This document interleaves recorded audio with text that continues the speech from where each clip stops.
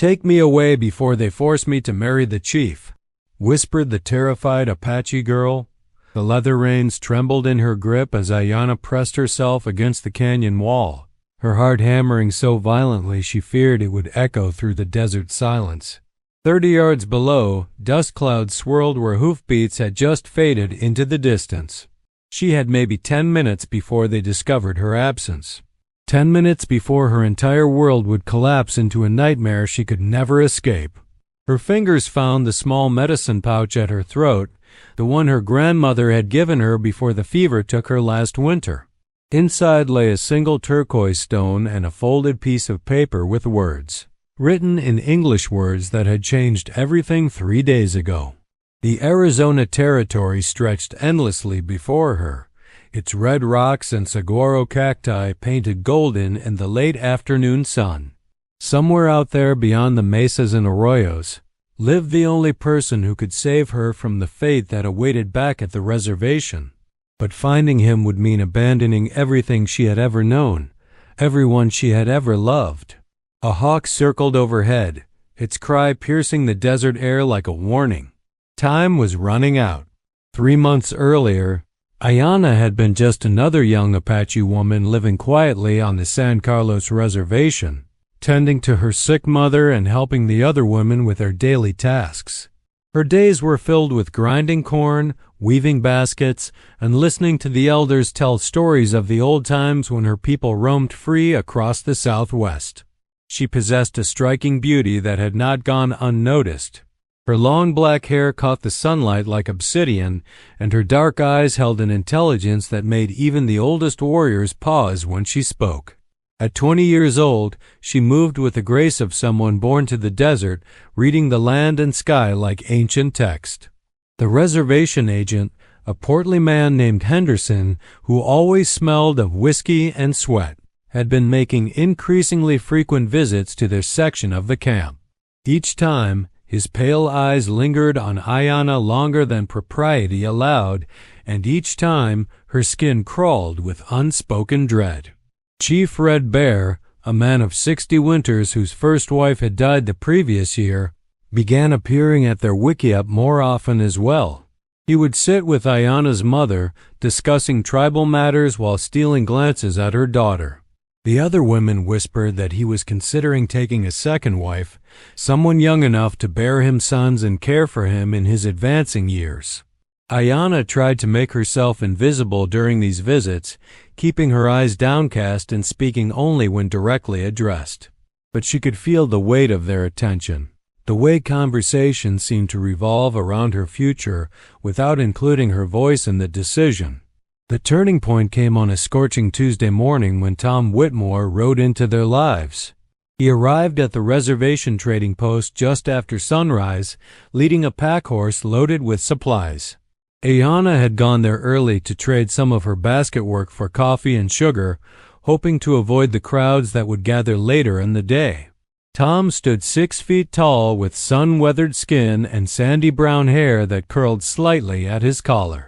His clothes marked him as a drifter-worn leather chaps, a faded blue shirt and boots that had seen countless miles of hard country.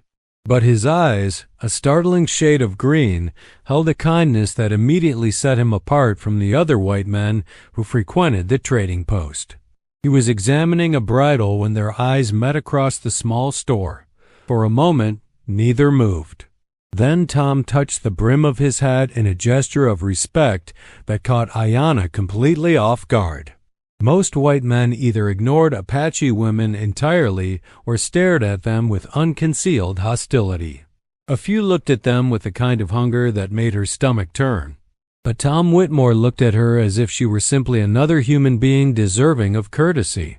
Ayanna completed her trading quickly and left without speaking to him, but she found herself thinking about those green eyes for the rest of the day. Tom had come to the San Carlos area looking for work. He possessed skills as a horse trainer and had heard that several ranchers in the territory needed help with their remudas. What he found instead was a calling he had never expected. The reservation school needed someone to teach the older children basic arithmetic and English. The previous teacher had fled after only 2 months, claiming the work was impossible. Tom had received some education back in Missouri before his family lost their farm, and he volunteered for the position more out of curiosity than any real sense of mission. On his first day, Ayanna appeared in the doorway of the small adobe schoolhouse. "I want to learn English writing," she said in carefully pronounced words. Tom looked up from the slate board where he had been writing simple addition problems. Most of his students were between 8 and 12 years old. Ayanna was clearly a grown woman, and a beautiful one at that. "Are you sure this is appropriate?" he asked, genuinely concerned about the propriety of the situation. "My grandmother spoke English. She learned it from missionaries long ago. She taught me to speak some words, but not to make the marks on paper." Her earnestness convinced him. Besides, he reasoned, education should be available to anyone willing to learn.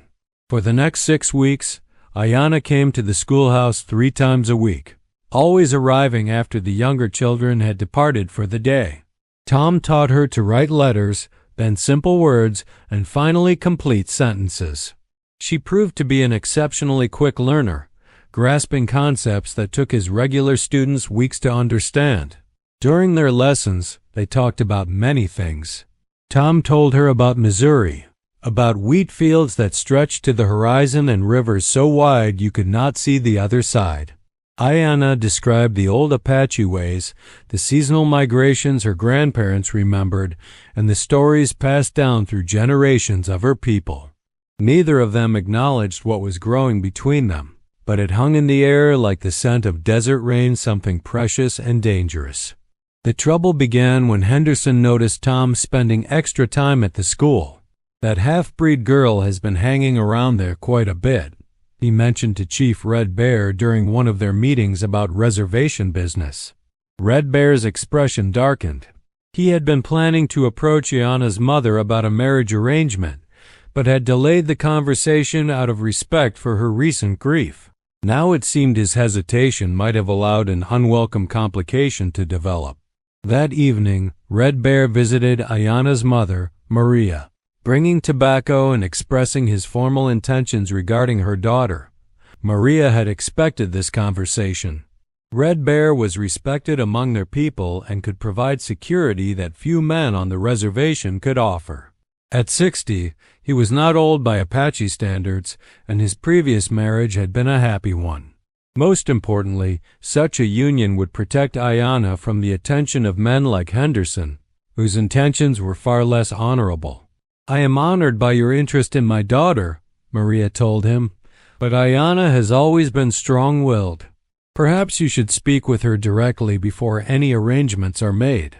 Red Bear nodded, though both women understood this was merely a courtesy. Apache marriages were typically arranged by families, and a girl's preferences, while considered, were not the deciding factor. When Maria told Ayanna about Red Bear's proposal the next morning, the young woman felt her world tilt sideways. "I am not ready for marriage," she said quietly. "You are 20 years old. Most girls your age have already borne their first children." "I know, but Red Bear is a good man. He will treat you with respect and provide for you well." Ayanna wanted to scream that respect and provision were not the same as love, but she held her tongue. Her mother was doing what she believed was best, trying to secure her daughter's future in an uncertain world. That afternoon, Ayanna arrived at the schoolhouse in a state of barely controlled panic. Tom took one look at her face and dismissed the children early. "What has happened? They want to marry me to Chief Red Bear." The words hit Tom like a physical blow. He had known this moment would come eventually, had tried to prepare himself for it, but the reality was far worse than his imaginings. "When? Soon? Maybe next month when the corn harvest is finished?" They stood in silence for several minutes, the weight of impossible circumstances settling over them like dust after a windstorm. "There might be another way," Tom said finally. He told her about a friend of his, a former cavalry officer named Captain James Morrison, who now worked with the Bureau of Indian Affairs in Tucson. Morrison had expressed frustration with the reservation system and had been quietly helping individual Indians who wanted to leave and try to build lives in the outside world. He has arranged for others to receive papers, legal documents that would allow them to live and work away from the reservation. But I am Apache. White people do not want us in their towns. Some do not. But others judge people by their character, not their blood. Tom pulled a piece of paper from his vest pocket and handed it to her. It was a letter from Morrison responding to an inquiry Tom had sent weeks earlier. He says he can help if you truly want to leave this life behind. Ayanna stared at the letter, understanding perhaps half the words but grasping the full meaning. This paper represented freedom, but it also meant abandoning her people, her mother, everything familiar. I need time to think. Of course, but do not take too long. Once you are married, the opportunity will be lost forever. That night, Ayanna sat beside her mother's sleeping form and watched the stars wheel overhead. The desert whispered its ancient secrets, but offered no guidance for the choice she faced. 3 days later, Henderson arrived at their wickiup with disturbing news. That schoolteacher friend of yours has been asking questions, he told Chief Red Bear, writing letters to people in Tucson. Seems he is trying to cause trouble. Red Bear's jaw tightened.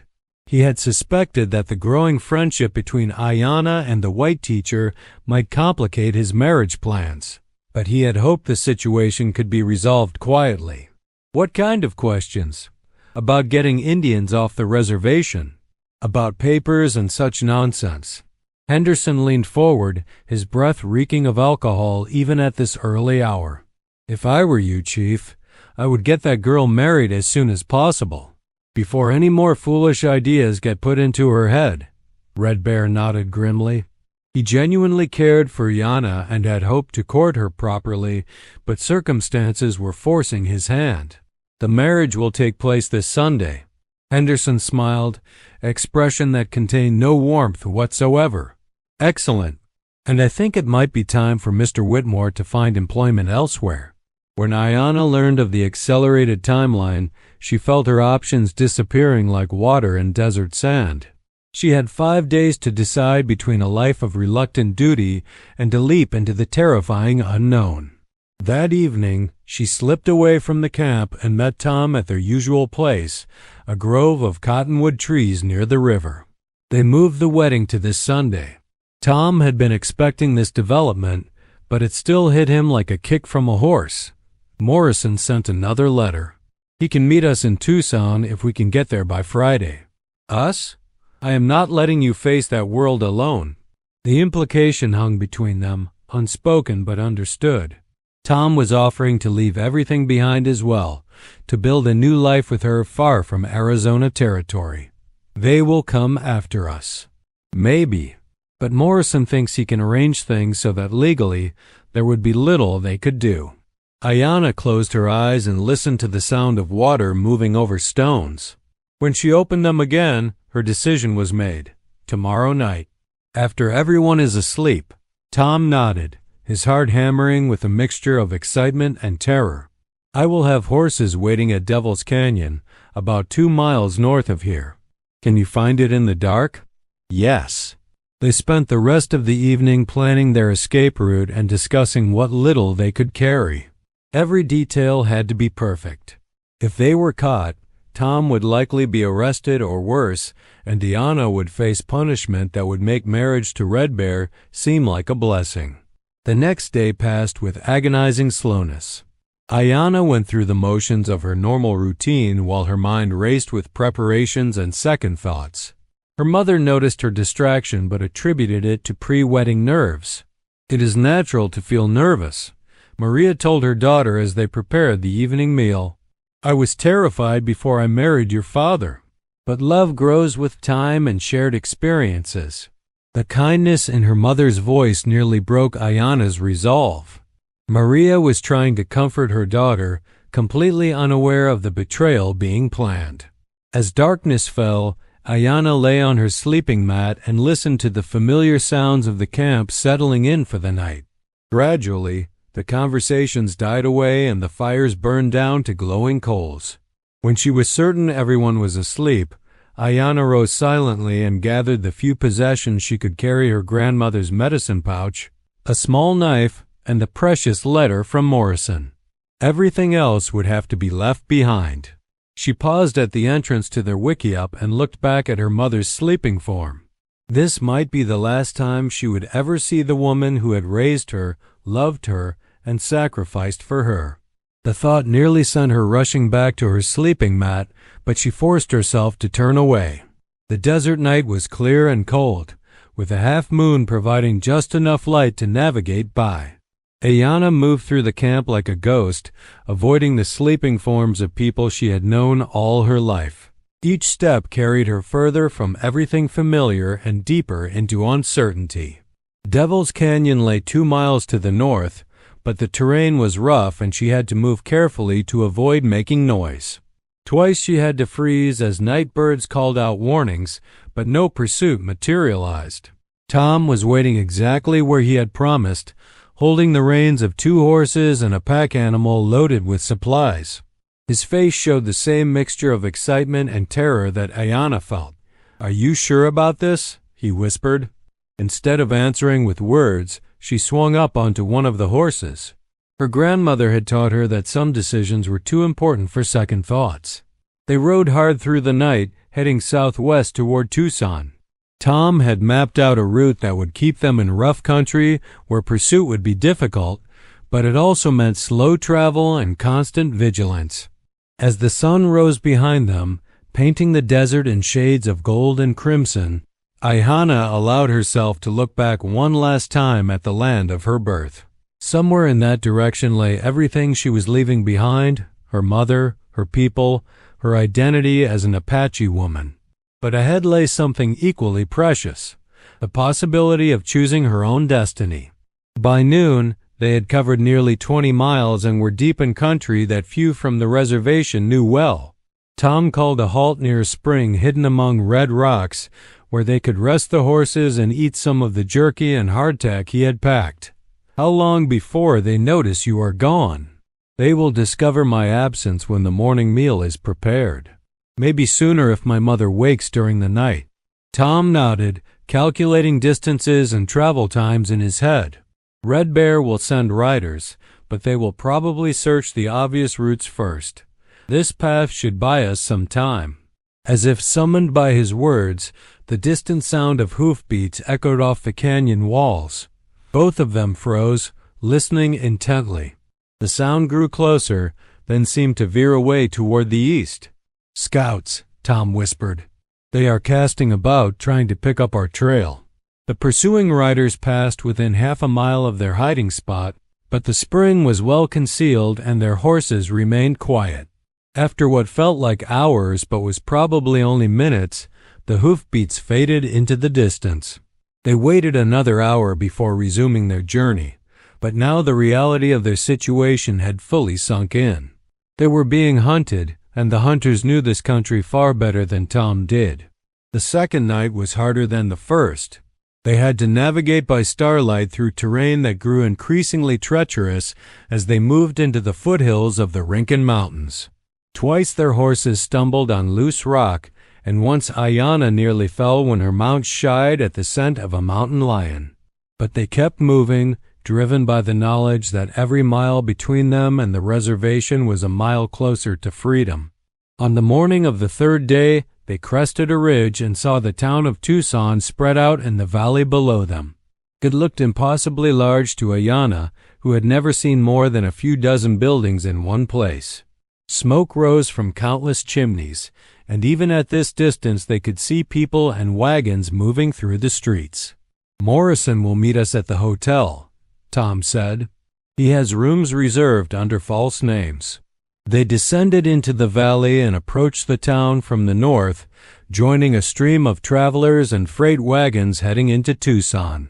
Ayanna pulled her shawl up over her head and tried to make herself as inconspicuous as possible, but she could feel curious eyes following them as they rode down the main street. The Cosmopolitan Hotel was a two-story adobe building that seemed palatial compared to anything Ayanna had ever seen. Tom helped her down from her horse and they walked into the lobby where a thin man in a blue suit was waiting for them. "Mr. Whitmore, I presume?" Captain Morrison looked exactly like what he was, a former military officer turned bureaucrat. His handshake was firm and his manner efficient, but Ayanna detected genuine kindness in his gray eyes. "Miss Ayanna, welcome to Tucson. I have been looking forward to meeting you." He had arranged separate rooms for them, understanding that propriety had to be maintained despite the unconventional nature of their situation. More importantly, he had brought the documents that would change Ayanna's legal status from reservation Indian to free citizen. "These papers will allow you to travel, work, and live anywhere in the United States," Morrison explained as they sat in his room reviewing the documents. "But you must understand that they also mean you can never return to the reservation. Once you sign them, you will officially cease to be Apache in the eyes of the law." The weight of this decision pressed down on Ayanna like a physical force. She was being asked to erase her identity, to become someone entirely new. What if I am not strong enough to live in the white world? Morrison had clearly given this question considerable thought. Strength is not about fitting into someone else's world. It is about creating your own place within it. There are people in California, Colorado, even back east who will judge you by your character rather than your heritage. Tom reached across the table and took her hand. "We will face whatever comes together." The simple statement carried more weight than any elaborate promise could have. In those few words, Tom was offering not just companionship, but partnership in building an entirely new kind of life. Ayanna picked up the pen and signed her name in the careful script Tom had taught her.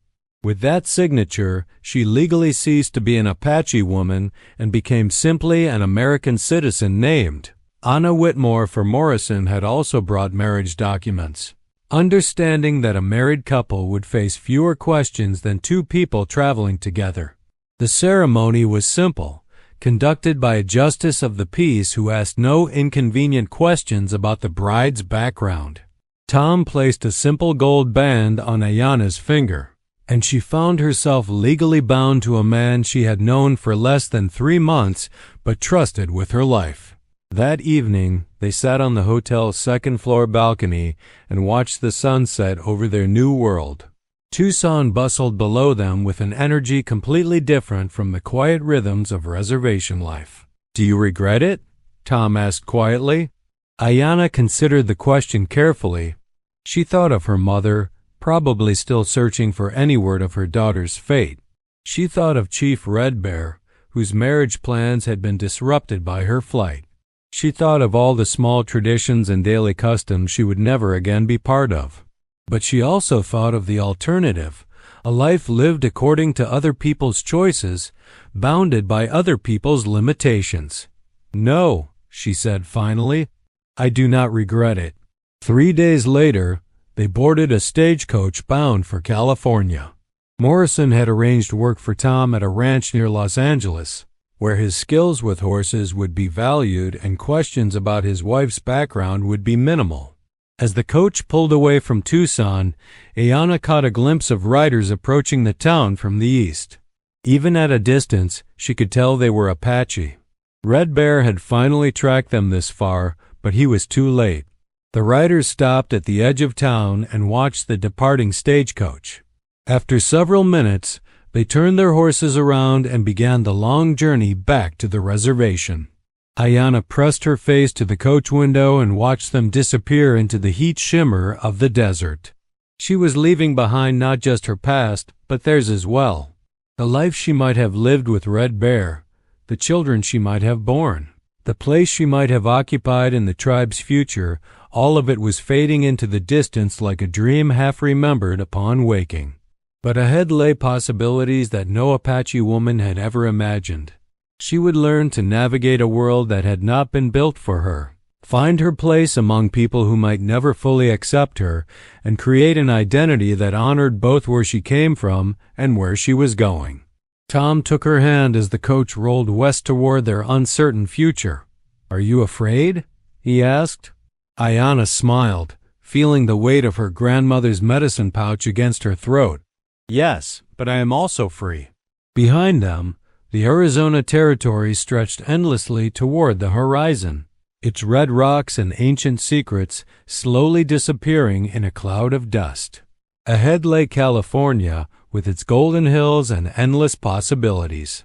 The journey to Los Angeles took 8 grueling days across some of the most unforgiving terrain in the American West.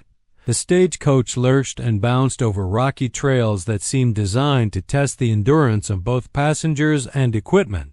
Ayanna had never traveled so far from familiar ground, and each mile carried her deeper into a world she did not understand. Their fellow passengers included a whiskey drummer from Kansas City who spent most of the trip either drunk or hungover, a mining engineer heading to inspect claims in the Sierra Nevada, and a prim schoolmarm named Miss Fletcher who was traveling to take a position in a Los Angeles academy. Miss Fletcher eyed Ayanna with barely concealed suspicion, clearly trying to determine her racial heritage.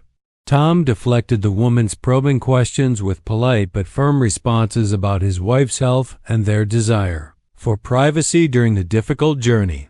But Ayanna could see the calculation in Miss Fletcher's pale blue eyes, the way she cataloged every detail of appearance and behavior for future reference. On the 3rd day, they stopped at a way station to change horses and take a meal. The station keeper, a grizzled man named Murphy, who had clearly seen every type of traveler the frontier produced, served them beans and hardtack without comment. But when Miss Fletcher made a pointed remark about the mixing of races, Murphy fixed her with a stare that could have frozen water in July. "Lady, out here we judge folks by whether they pay their bills and mind their own business. Everything else is just noise." Miss Fletcher pursed her lips and said nothing more, but Ayanna understood that this would not be the last time she would face such scrutiny. The world beyond the reservation was full of people who would question her right to exist in their spaces.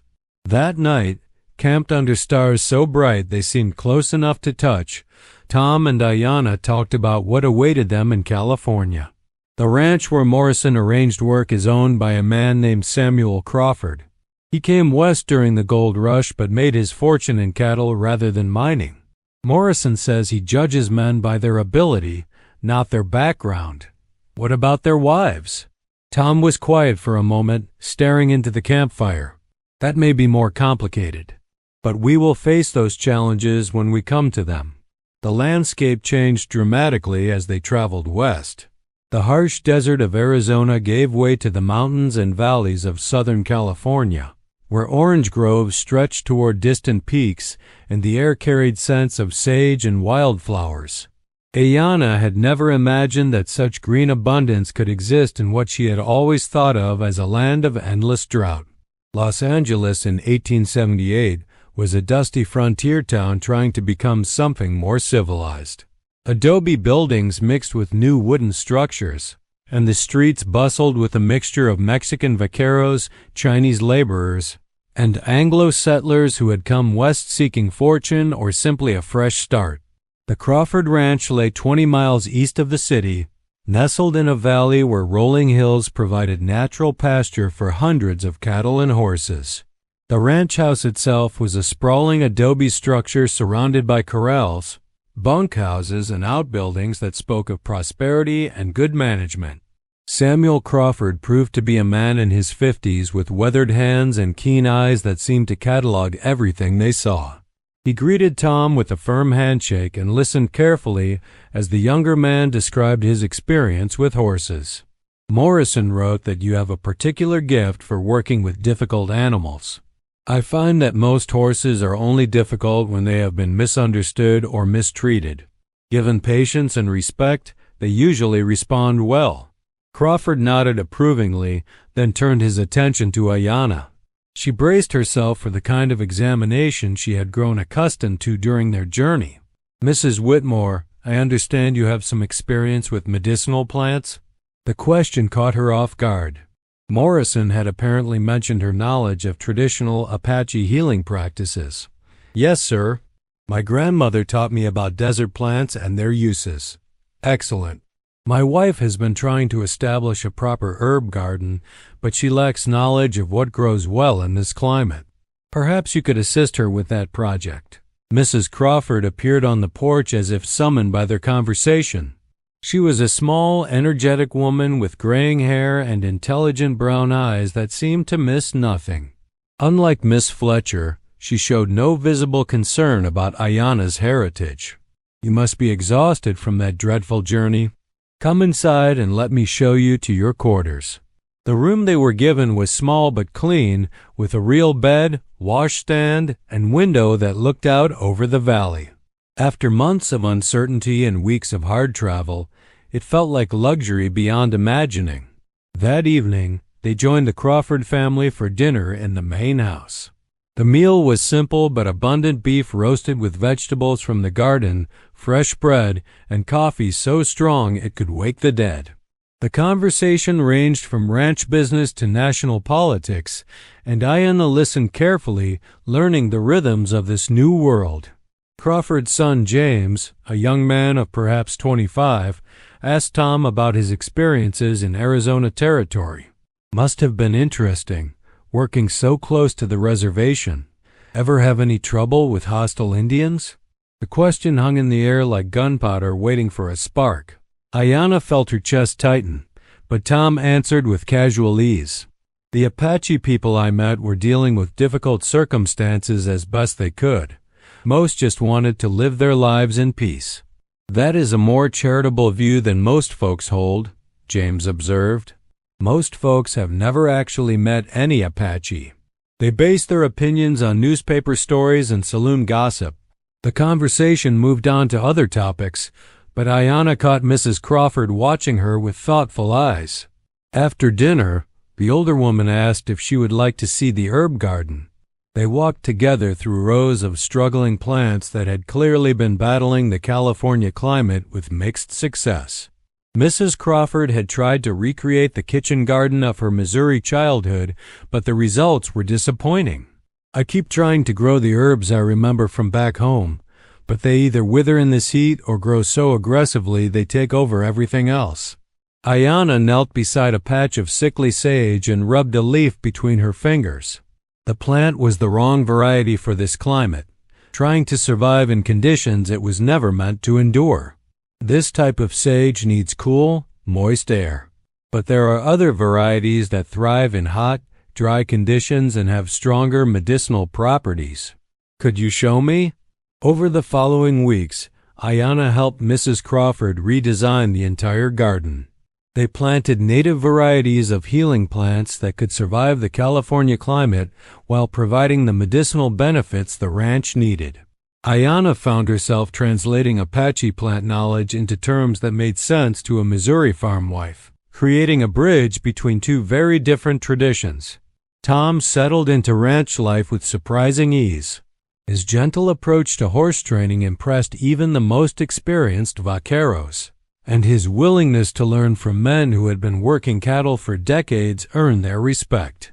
Within a month, he was managing the ranch's entire horse program, but their integration into the community beyond the ranch proved more challenging. Los Angeles society in the 1870s was small enough that newcomers were noticed and discussed. Tom and Ayanna attended church services at the Methodist Chapel, where they were received with polite but distant courtesy. Invitations to social gatherings were rare and often came with subtle conditions that made their mixed heritage impossible to ignore. The local women seemed particularly puzzled by Ayanna. Her appearance clearly marked her as having Indian blood, but her marriage to a white man and her knowledge of medicinal plants created a social category that did not fit their established prejudices. Some treated her with the careful politeness reserved for dangerous animals, while others simply pretended she did not exist. One autumn afternoon, while Ayanna was in town purchasing supplies, she encountered a situation that would define her place in the community. A child had been kicked by a horse and lay unconscious in the street while adults stood around arguing about what to do. The local doctor was 20 miles away, and the boy was losing blood from a deep gash on his forehead. Without hesitation, Ayanna knelt beside the child and began applying pressure to stop the bleeding.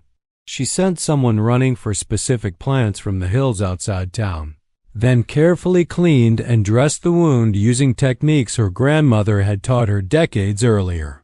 The boy regained consciousness within an hour and was sitting up asking for water by evening. Word of his recovery spread through the community faster than wildfire, and suddenly Ayanna found herself being consulted about various ailments and injuries. She was careful never to claim powers she did not possess or promise cures that were beyond her knowledge. But her practical understanding of desert medicine proved valuable in a place where professional medical care was often days away. The incident marked a turning point in their acceptance by the community. People who had previously avoided them now sought out their company. Tom's reputation as an honest horse trainer and Ayanna's growing fame as a healer gradually overcame the initial suspicion about their unusual marriage. But not everyone was pleased with their growing acceptance. Miss Fletcher, the prim schoolmarm from their stagecoach journey, had settled in Los Angeles and appointed herself a guardian of social propriety. She made pointed comments about the dangers of allowing savage influences to corrupt civilized society. Her campaign against them reached a crescendo during the Christmas social at the Methodist Church. Miss Fletcher had been spreading rumors that Ayanna practiced witchcraft and that Tom had been seduced by heathen magic. Several of the more superstitious townspeople had begun to whisper about dark arts and unnatural influences. The confrontation came when Miss Fletcher publicly challenged Ayanna during the Christmas Eve service. I think the good people of this community deserve to know exactly what kind of pagan rituals are being practiced in our midst. The church fell silent. Every eye turned toward Ayanna, who sat in the back pew with Tom beside her. She could have remained quiet, let the moment pass, hoped that others would defend her. Instead, she stood up. Miss Fletcher, I was raised to believe that healing the sick and helping those in need were Christian virtues. If you consider those things pagan, then perhaps you should examine your own understanding of faith. The simple dignity of her response diffused the confrontation more effectively than any angry denial could have. Several people nodded approvingly, and Mrs. Crawford rose to stand beside her. Anna Whitmore has shown more Christian charity in 6 months than some people demonstrate in a lifetime. Miss Fletcher found herself isolated, her accusations looking petty and mean-spirited in the face of Ayanna's quiet dignity. She left Los Angeles the following spring, claiming the climate did not agree with her constitution. As their second year in California began, Tom and Ayanna had built something neither of them had dared hope for during those desperate days in Arizona territory. They had created a life that honored both of their backgrounds while forging something entirely new. Tom had become Crawford's partner in expanding the ranch's horse breeding program, and his reputation extended throughout Southern California. Ranchers from as far away as San Francisco sought out animals trained by the quiet man with the gentle hands and infinite patience. Ayanna had established herself as the valley's unofficial healer, combining Apache plant knowledge with practical frontier medicine. She never charged for her services, but grateful families ensured that the Whitmore household never lacked for anything they needed. Their marriage had deepened from desperate alliance into genuine partnership. They had learned to read each other's moods and thoughts, to work together toward common goals, to find joy in simple daily routines that outsiders might consider mundane. On quiet evenings, they would sit on the porch of their small house and watch the sun set behind the mountains. Sometimes Ayanna would tell Tom stories her grandmother had shared about the old days when the Apache roamed freely across the Southwest. Sometimes Tom would describe the Missouri wheat fields of his childhood, painting pictures of a green world that seemed impossibly distant from their desert valley. But mostly they talked about the future they were building together, the children they hoped to have someday, the improvements they wanted to make to their property, the way their two very different traditions might blend into something new and beautiful. 3 years after their desperate flight from Arizona, a letter arrived that would test everything they had built. It came through Morrison's contacts in the Bureau of Indian Affairs, and it carried news that Ayanna had both hoped for and dreaded. Her mother was dying. Maria had developed a persistent cough that had gradually weakened her until she could barely leave her bed.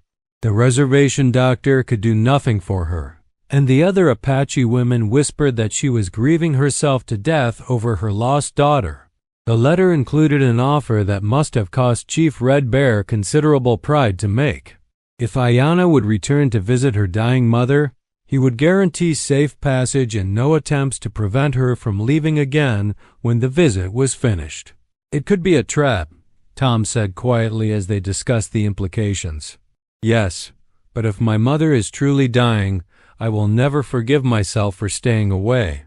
They debated the decision for days, weighing the risks against Ayanna's need to see her mother one final time.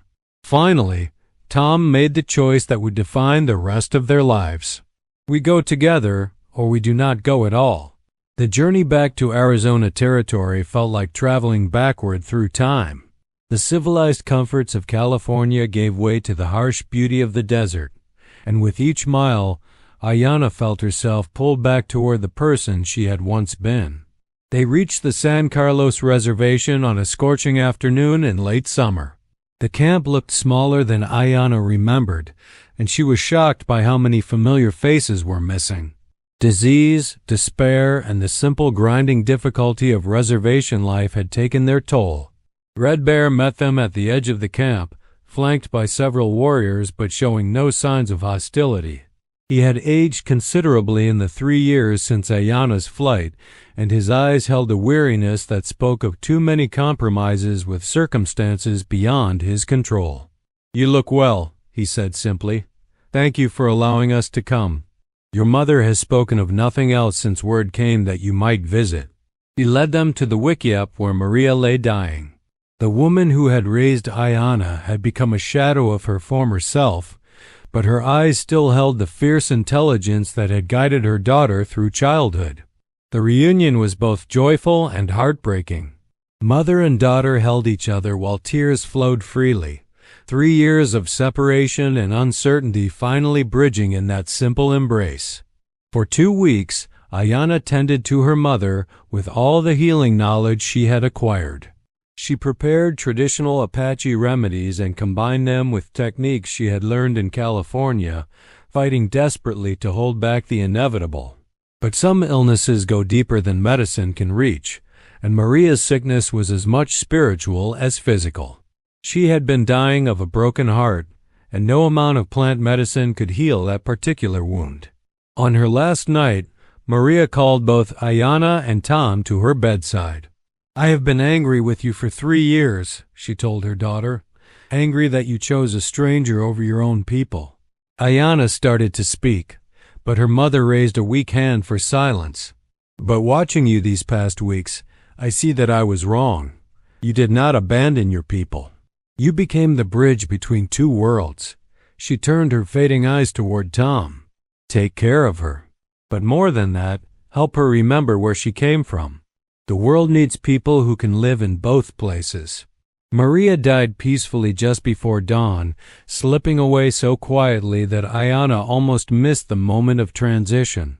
The funeral followed traditional Apache customs, and the entire reservation turned out to honor a woman who had embodied strength and wisdom through decades of hardship. Ayanna sang the ancient songs and performed the ritual she had learned as a child, feeling the weight of her heritage settle around her like a familiar blanket. When the ceremonies were finished, Red Bear approached them for a final conversation. "You are welcome to stay if you wish. There will always be a place for you here. Thank you, but our life is in California now." He nodded, understanding in his expression.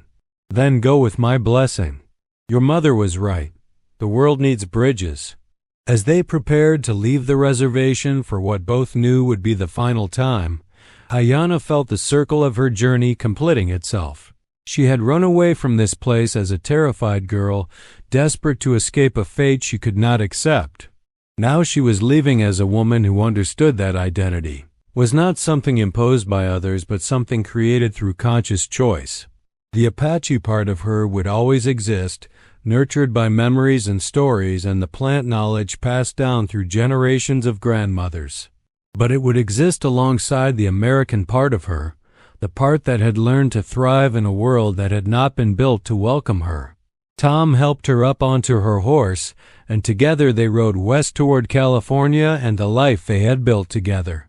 Behind them, the reservation settled back into its daily routines, but something had changed. Ayanna's return, brief as it was, had shown others that survival could take many forms. The terrified Apache girl who had whispered her desperate plea 4 years ago was gone forever. In her place rode Anna Whitmore, wife and healer, bridge builder and survivor, carrying the wisdom of two worlds toward a future she would create with her own hands.